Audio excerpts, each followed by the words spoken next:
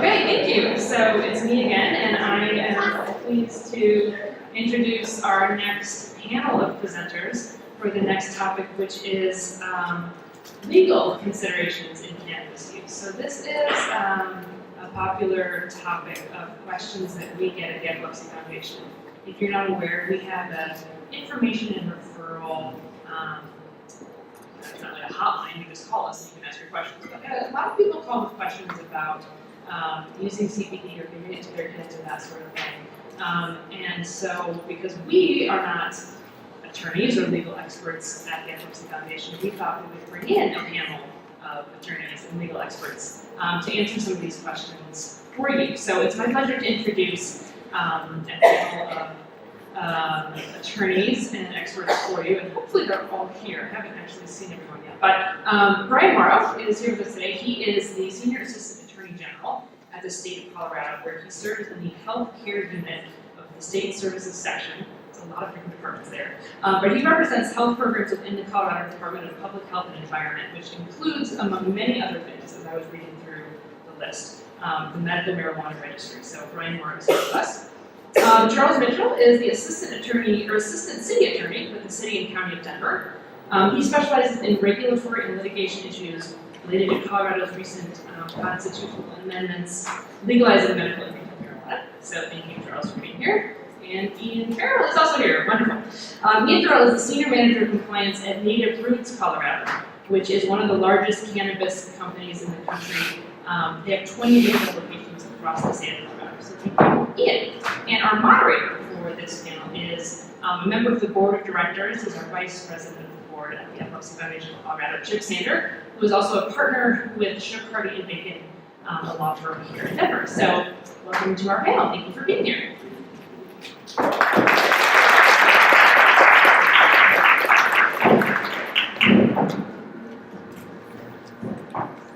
Thank you all for being here. This has been fascinating for me to hear the first two presentations. And I think what strikes me is what we don't know about cannabis and what it can do for people who deal with epilepsy. As Sarah just said, many of the questions that come into the Epilepsy Foundation relate to legal issues. And unfortunately, the clarity or lack of clarity that relates to the science, and testing, and medical issues also applies to the legal issues. So we will answer as best we can questions that have come in, and we will invite questions in the last session. But unfortunately, there's just not the clarity because the law hasn't caught up with the use of cannabis in Colorado. So with that as backdrop, I've got some questions that reflect the most often asked questions. And we'll start with that. First question is, what is the difference between medical marijuana, CBD, and hemp in the context of the law? Brian, I think you're good. Sure, and I'm glad you covered the lack of clarity first, so I didn't have to be the one to bear bad news in that regard, because unfortunately that is often true. But to give you kind of the best answer that we can, that distinction makes more important kind of at the federal level. At the state law level here in Colorado, we legalize medical marijuana use and recreational marijuana use. And so kind of within that, you can get medical marijuana in a CBD product, which we consider most often a medical marijuana product. And then hemp is just cousin of marijuana that we define differently, just having 0.3% THC or less. And again, in Colorado, you can mostly have access to all of those things. At the federal level, marijuana kind of includes all of those things, and at the federal level, under the Federal Controlled Substances Act, are all illegal for the most part, especially with respect to medical marijuana. The hemp part of that, that's where we have the first layer of confusion, in that hemp is federally legal under the Farm Bill, which said that hemp grown pursuant to a state pilot program, that is legal. and therefore in Colorado we have that, and a lot of people are registered at the state level to grow a hemp, and most people consider that federally legal. I think where some of the confusion after that is when you have the derivatives from hemp, but I think we may get into that later. Moving to maybe a more practical concern that people have when they call in. The question is, how do I get on the medical marijuana registry? Right, so, and that's my client, and I would be remiss if I didn't add that, I'm here in my personal capacity, so I'm not speaking on behalf of them or the Attorney General, but I do represent the medical marijuana registry. And basically, what that gets you is if you are a patient who gets on the medical marijuana registry, that's a registry of patients who are qualified to use medical marijuana, and that's a protection from our state criminal law. So the way you do that is you need a physician to certify that you have a qualifying debilitating or disabling medical condition, so that would be HIV/AIDS or PTSD is just a couple examples. So you need a physician to certify you have one of those conditions, and then also that you might benefit from the use of medical marijuana, and that's kind of more of a recommendation than it is a prescription, which we'll kind of talk about later. And then once you fulfill those requirements, there's a couple others that kind of aren't quite as relevant here, then that gets you on the registry. And does epilepsy qualify as something that would trigger your availability? Yes, that's a qualifying condition. Okay. And how does that differ from a red card? So that's basically what you get once you're on the registry is they give you what's kind of commonly known as a red card, which really just because the first cards they ever issued were red, and now they kind of with the times you can even be on your phone.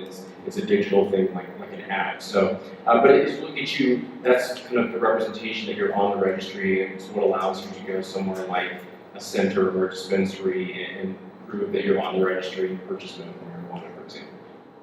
So if I had epilepsy, if I wanted a doctor to prescribe marijuana as treatment, is there a physician that can prescribe that? And no, and then that's kind of one of the distinctions we have is that we don't. So because marijuana is illegal at the federal level, physicians really can't prescribe it because anything in Schedule 1 cannot be prescribed. So for a variety of reasons at the state law level, when we kind of practice the role of physicians in this, we don't ask them to do that. So instead, what we ask physicians to do is to have a conversation with the patient and just certify that the patient might benefit from the use of medical marijuana, and then they get on the registry, and that's what entitles them to purchase certain medical marijuana products. So, given the lack of testing and information that physicians have available to them, what kind of advice can they provide? Hey, that's a good question. For kind of regulatory purposes, the only advice that we ask them to provide is just that the patient might benefit from the use of medical marijuana, and I think that's a conclusion they come to based upon the best information they have available, which I think, as you heard today, isn't a ton. So then, when you're getting into kind of the secondary questions of dosage and frequency and so forth, I think that's probably the biggest struggle for them. Now, if I've got a red card and I'm using marijuana as a treatment, what you guys understand about limitations on driving? Yeah, so certainly, just like any other drug, like alcohol, you can be subject to DUI, drug driving, that sort of thing. So you don't want to be under the influence in that regard. And then, if you just have it in the car, so it's a matter of possession, I think you just want to have your paperwork there with you to kind of show that you're on the registry. If you do happen to be a situation where you have marijuana in your possession, you're talking to law enforcement about that. Does it make a difference as to whether you've got CBD or THC with you, or it's? Well, I mean, I think it may matter, yes, down the line. Unfortunately, the forum where you probably get into that sort of level of detail is in court. And so I think a lot of people understand we would rather deal with that issue right there when you're talking to law enforcement, maybe on the side of the road or wherever. And so I think kind of having that conversation at that time and trying to just explain what it is and having the paperwork for all of it and not necessarily having to get into that level of detail is part of this. And then finally, if my child is using CBD, who can administer that to them at school, and how does that work? Yeah, so that's been an area probably of the most evolution in recent years. So originally, it started in kind of the bargain that was put forth to get it passed in the first place was that it wouldn't have to be accommodated on school grounds. So there was no marijuana allowed on school grounds for a long time, and then in recent years, they've, in response to some pretty compelling stories, allowed parents to come to school to administer non-smokable forms of marijuana, including CBD product.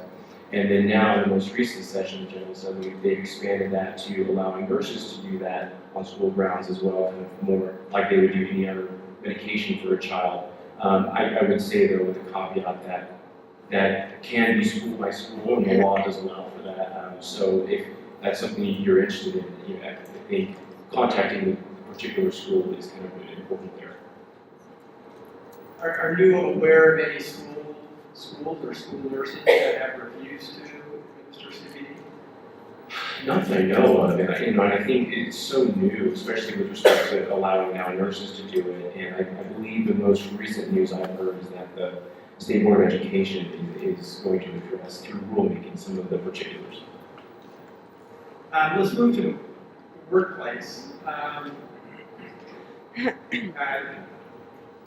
ask Charles, just as an aside, Charles Mitchell goes by Chip Mitchell, and we were partners in a small law firm, and we had 2 Chips and 2 Dans out of 7 lawyers. So it's nice to see Chip. What are the odds of that? I was always a Chip too. So in the workplace, what are the rules regarding whether or not you can ingest CBD without running afoul of either workplace regulations or the law? Well, thanks for having me, first of all. And I hate to be the first person to give the answer, but that's really the answer in terms of workplace restrictions on marijuana use. It strictly depends on the employer's policy.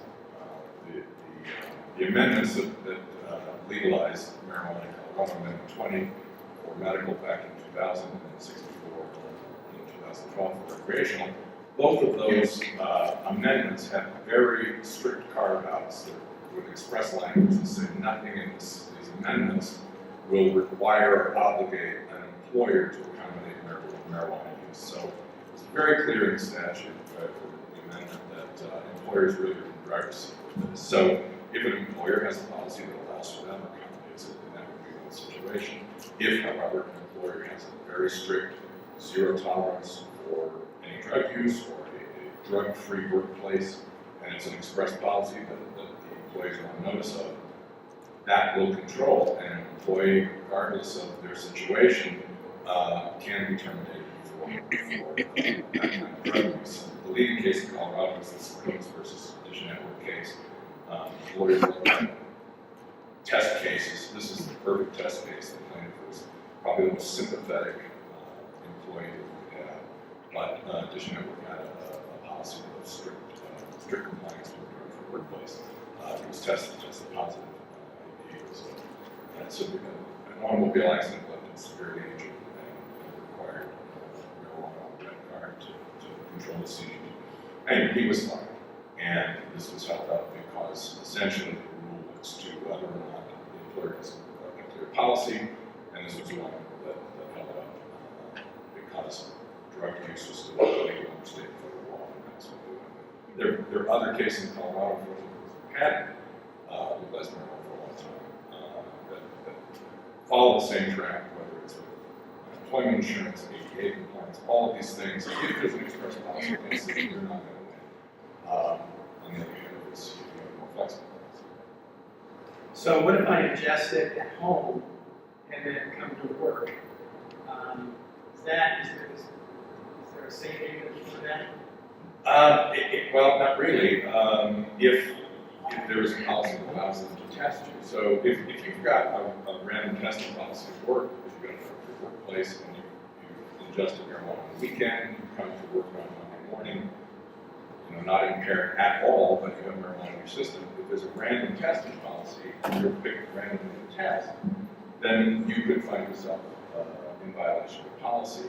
If there is no random testing express policy, then obviously you can go to work expecting that you're not going to be randomly tested, and you go into your business.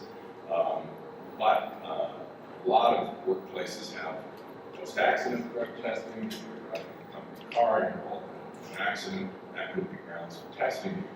And again, if there's a policy that says you can't be impaired or use marijuana at work in any way, you could find yourself unemployed. So if that were to happen, would that have any impact on your ability at disability benefits or Yes, because benefits? all these provisions really incorporate the concept of legality, and the courts have interpreted that as legal in state and federal. So for example, unemployment insurance, there's a case in Colorado where a person was denied for that because the disqualifying factor was using a drug illegally or for prescribed purposes. And as Brian says, you can't prescribe marijuana, you just have a card that says it might help you. Same with ADA compliance, disability benefits, all these things. If there's a provision under the federal law or that incorporates a concept of legality, courts are going to find that because it's illegal in federal law, that you would not be qualifying for ADA. So a qualifying person is a person who is not taking drugs. So what's going to be interesting, all these cases have been laid out that sort of hinge on this idea of legal under federal and state law, even if it's state and federal. But with this new FDA-approved drug,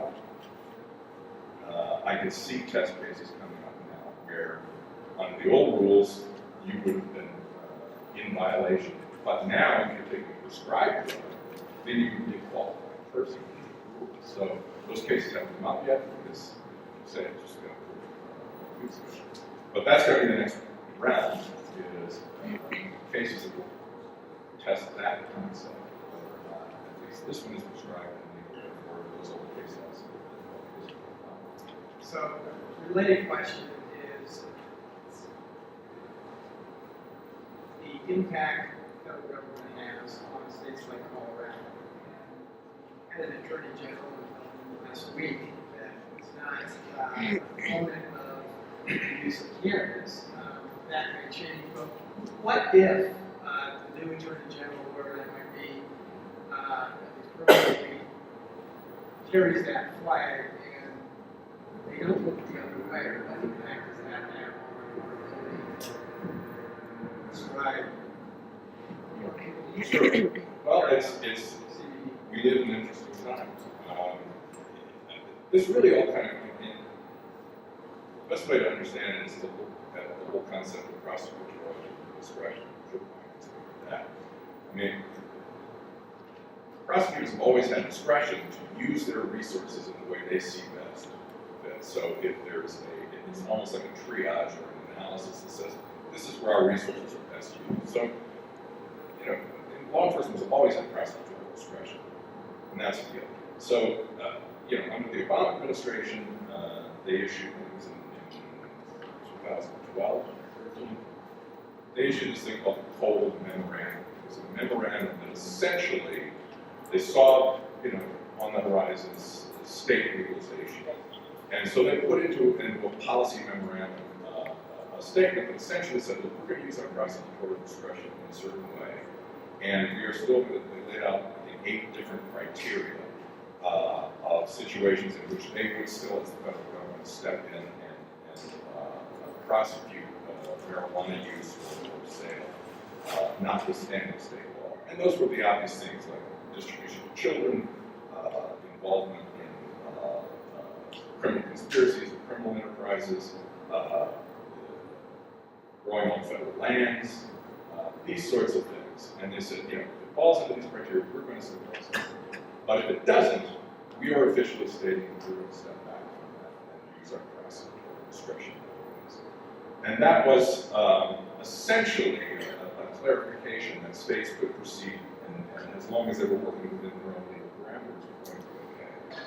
That memo in January was withdrawn. The new administration and Attorney General Sessions issued a revised policy that essentially says we're revoking all of that. It didn't mean that suddenly they're going to come in and shut down the dispensary. What it meant was we're going to just exercise our prosecutorial discretion. We always have been a memo to give you false hope, and we're still going to leave it up to the U.S. Attorney of the state to, pursue criminal activity in the way they see fit. So it didn't change things in terms of actual practice. It just removed a bit of a guardrail that gave assurances to states that they could proceed. Our U.S. Attorney, or at least until a few weeks ago, our U.S. Attorney, Bob Troyer, fairly recently made a public statement, did an opinion piece in the Denver Post, where he basically was saying, look, don't kid yourself. The legalization in Colorado has been abused, it's being abused, and we're going to use our resources to pursue criminal activity in the state of Colorado. And so it's a bit more of an aggressive thing, saying don't get lulled into the fact that it's all right. We're going to prosecute problems, and there are problems. That related to people not complying. Right, exactly. I mean, 1,000 square foot basement in your house can produce $1 million of marijuana in a year, or $3 million and sell it out of the state. And so the temptation for illegal activity is huge. And all he was saying is we're still watching. It's now been replaced by a new U.S. attorney who is still in the back of his office, so I don't know if he's taken a position yet, but the bottom line is the federal government does still have a right to prosecute, but I mean, the door's open. 33 states now have legalized medical. I mean, we're at a tipping point where if they're going to try and roll that back, it's going to be a very difficult thing. Because I think now pretty much every state, except 3 or 4, have some accommodation. Many states that still sort of look at this like the 1970s legal issue, because Idaho, Nebraska, and so. But your reference to the growing marijuana in basement brings the question again, and that is CBD is working great. Can I grow my own marijuana plants? Sure. First off, I should say, the comments that several other people made, and that I'm here in my personal capacity as well, so thank you for the invitation. And if it's working well, if you grow cannabis plants in your basement, yes, you can. In Colorado, with certain caveats, like I said, in Colorado, if you're over the age of 21, you can grow up to 6 plants, 3 of which will be flowering at any one time. You're allowed to have them in possession of 1 ounce. Now, with that said, cities and counties, municipalities can restrict that, imposing more strenuous restrictions. And for example, I believe Denver has a limited number of plants that can be in a house, no matter how many individuals, 12. So that's something to keep in mind. Now, that would be what's considered the local industry for everybody on the recreational side. On the medical side, if you're able to go through the processes that were described earlier, you get your medical card, you can have 6 plants and 2 ounces, 6 plants to be flowering at one time. And depending on the severity of the ailment qualifying factors, you are allowed to attempt to get what's called an extended plant count, which will allow you to have more plants and therefore be able to have more cannabis in your possession. Again, there are going to be certain restrictions on that. So, yeah, very long way to say yes. So I'm growing marijuana in my basement, and I want to share it with a friend. Can I do that? I feel like I'm giving a lot of one-word answers here. The answer is no. If you are growing, let me sort of rephrase it. If you are over the age of 21 on the recreational side, can you share your cannabis with another individual who's over the age of 21? That's okay. If you're on the medical side, the answer is absolutely not. So if you are a medical patient, you cannot share your medical cannabis with anyone, whether that's a patient, a friend, a spouse, nobody. So How about mailing it? I feel like I'm getting a lot of one answers here. This one can get a little gray depending on, I shouldn't say gray, there's a lot of varying opinions out there. I'm gonna give one of those again. No. If you, and I'm gonna sort of divvy this up between what you can buy at a dispensary and sort of, let's say, CBD derived from industrial cannabis. I think that's where the confusion lies. As far as anything you purchase in a dispensary, no, you cannot mail it. You're dropping something into the federal postal system, you're shipping stuff across state lines, it is sort of federally illegal. That is considered diversion, and that's taken very, very seriously. So, do not mail anything to the dispensary. And then we get into CBD from industrial hemp. I think this is where a lot of the confusion lies. I think the 2014 Farm Act, which outlined the way for states to process CBD for research purposes, I think some individuals and sort of took that and ran very far with it. Nowhere in the 2014 Farm Act does it say anything about selling, retailing things. So even though you can buy a lot of these things on the internet, you do see a lot of CBD derived industrial hemp going across state lines. I would still say don't do it. Don't be mailing that. Now, if the 2018 Farm Act goes through as written, I believe certain language in that document makes it very clear that retail and sale of such would be allowed. But that's not the case today, so no. Here's a definitive answer. But diversion to other states is one of those cold memory items that's highly. Absolutely, it's taken very seriously and it should be. So, instead of going to the dispensary, can I just get a prescription for antibiotics? I am not a doctor, so I will speak to Epidiolex from my knowledge of it. Epidiolex is a drug recently, GW Pharmaceuticals derived from the cannabis plant, 0.1% THC, I believe. Epidiolex is not available in dispensaries. You can only get it from a doctor, so it is prescribed. And Epidiolex actually caused a lot of confusion recently, and a lot of people have heard Epidiolex was being okayed by the FDA, and made the assumption that if marijuana itself might be changed and descheduled right now, marijuana is a Schedule I drug. Epidiolex, when it came out, was classified as a Schedule V, and basically what the FDA and the DEA did is, speaking on a broad topic very quickly here, is they carved out basically the definition that if you have a cannabis product that is FDA certified and has 0% THC in it, then that can be considered a Schedule V drug, and what it fits that as Epidiolex. So Epidiolex is a derived drug from cannabis, Schedule V, all the things to Schedule I. So again, yes, you can go to that. And then the last thing I want to talk about is, do you foresee there going to be more regulations on CBD, on hemp, so that the labeling and the standards are stricter and more information out to the public and higher quality product? I absolutely think you're going to see more regulations on those types of issues. And I think in the long run, all interested stakeholders would want to see that. I think as consumers, individuals seeking these products out, mostly seeking them out for health benefits, people want to know what they're taking into their bodies. A lot of these products are derived, they're grown a certain way. They want to make sure they're grown with the right pesticides. Some mentioned the oils are extracted from the cannabis. They want to make sure the solids that they're using are appropriate.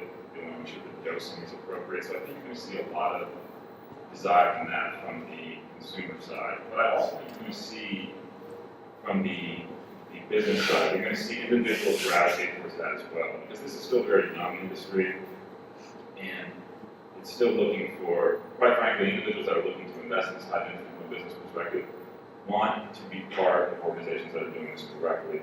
Those are the organizations that are going to have long-term success. So I think all the stakeholders are interested in seeing that.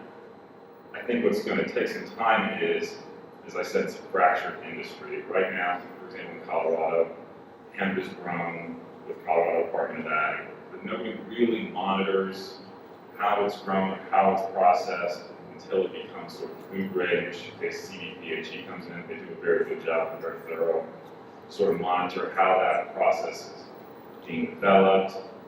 And it's, quite frankly, it's just a fragmented industry. And then even amongst the states themselves, you see different ways that different states are dealing with this issue. So I think it's going to take a little time to have a uniform approach. But I do think it's coming, and I think it's a positive thing.